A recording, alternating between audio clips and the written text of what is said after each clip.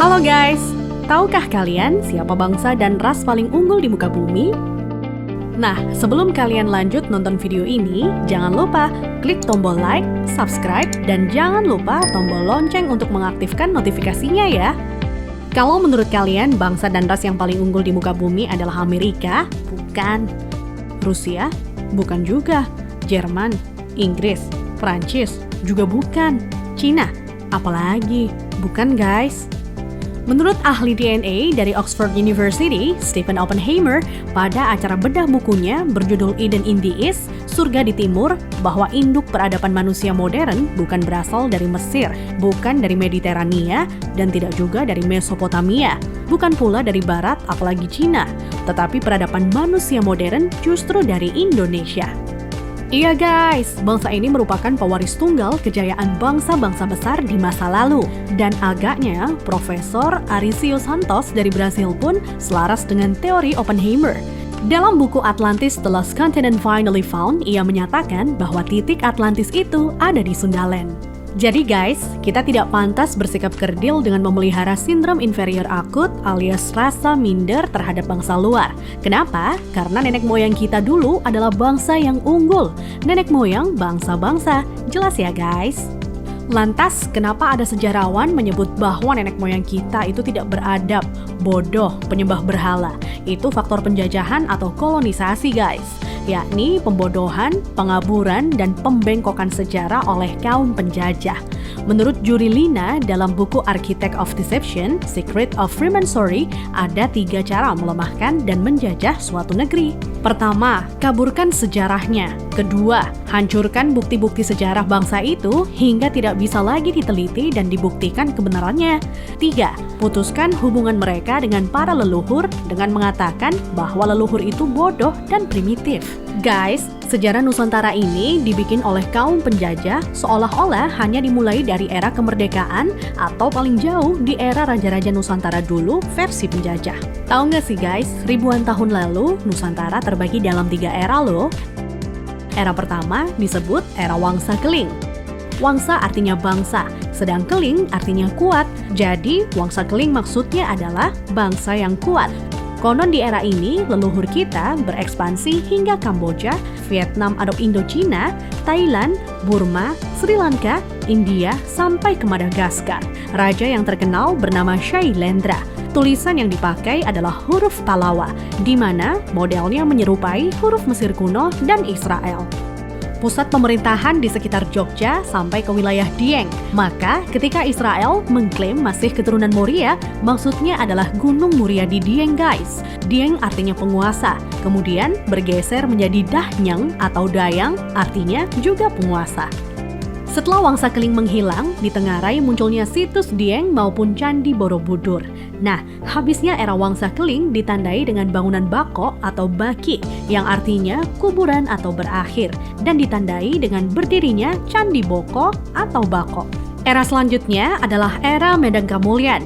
Medang artinya kemajuan dan Kamulyan artinya kemuliaan atau kejayaan.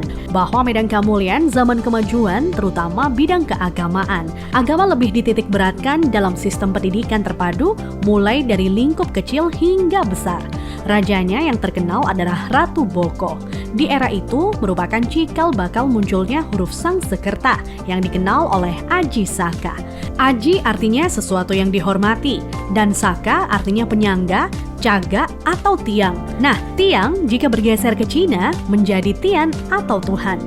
Jadi guys, Aji Saka artinya sesuatu yang dihormati karena Tuhannya, atau segala sesuatu yang mengacu pada Tuhan yang sangat dihormati.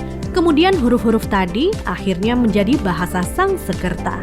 Jadi guys, Sangsekerta itu asli berasal dari bumi Nusantara atau Indonesia, bukan dari India. Kenapa? Di India tidak ada kata-kata sang. Jika berbasis kata sang, justru lebih dekat ke Cina. Contohnya Chiang Kai-shek, di mana Chiang oleh bangsa Cina dibaca sang. Jadi guys, sang itu berasal dari bahasa asli Indonesia tempo dulu, yakni bahasa Saka. Huruf yang dipakai di era Ratu Boko adalah Sangsekerta.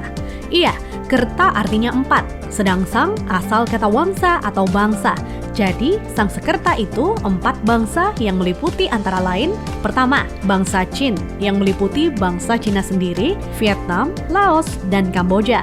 Kedua, bangsa Thai meliputi Burma dan Thailand. Ketiga, bangsa Afrika yakni Madagaskar, Sri Lanka, India, dan lain-lain hingga Mesir disebut sebagai bangsa Afrika. Keempat, Bani Jawa yang terdiri atas bangsa atau suku Jawa, Sumatera, Papua, sampai Kepulauan Polinesia dan Hawaii. Hingga kini, Sangsekerta kuat pengaruhnya di India dan Sri Lanka.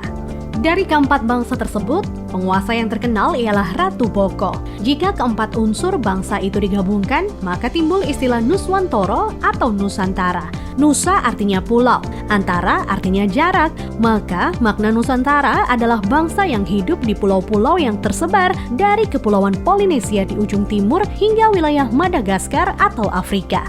Selanjutnya dari era Medan Kamulyan berganti ke era Kahuripan. Kahuripan artinya kehidupan. Raja yang terkenal adalah Hayam Wuruk atau Brawijaya III yang terkenal dengan sebutan Jumadil Kubro sebagaimana makamnya di Troloyo, Trowulan, Mojokerto. Maksud kata Jumadil adalah Jum'ah atau Jumat yang artinya berkumpul atau bersatu dan Kubro artinya besar. Jadi Jumadil Kubro maknanya adalah berkumpulnya sesuatu yang besar atau istilah Sangsekerta disebut Sumpah Palapa. Melalui Sumpah Palapa, Hayam Wuruk berhasrat membangun kembali Nusantara sebagaimana dulu pernah gemilang di era Medan Kamulyan. Ia ingin menyatukan Nusantara yang telah tercerai-berai menjadi beberapa kerajaan atau wilayah kecil-kecil.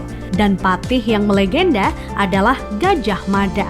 Nah, hal yang tidak tercatat atau dihilangkan oleh sejarah modern ialah guratan atau ukiran pada batu sumpah palapahnya Gajah Mada yang ternyata berlafadzkan La ilaha illallah, tiada Tuhan kecuali Allah. Itulah guys catatan yang hilang dari sejarah leluhur kita yang menurut Arisio Santos. Leluhur kita merupakan nenek moyang bangsa-bangsa. Thanks to watching.